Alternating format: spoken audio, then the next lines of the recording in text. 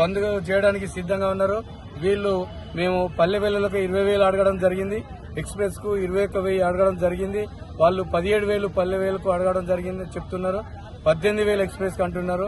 ఈ డిమాండ్లు నిత్యావసర వస్తువుల దృష్టిలో పెట్టుకుని ఇవి ఇబ్బందులు ఏర్పడతాయనే ఉద్దేశంతో మేము దీనికి డిమాండ్ ఒప్పుకోవడం లేదు. ఎప్పుడైనా కానీ మేము సామరస్యంగానే ఓనర్లు మాకు కూడా స్పందించారు. ఈసారి కూడా స్పందిస్తారనే మంచి మనసుతో మేము ఆలోచిస్తున్నాము. దీన్ని దృష్టిలో పెట్టుకుని మేమేం చేస్తున్నామంటే వాళ్ళు స్పందించి వెంటనే అమలు చేయాలనేది మాది ఒక డిమాండ్.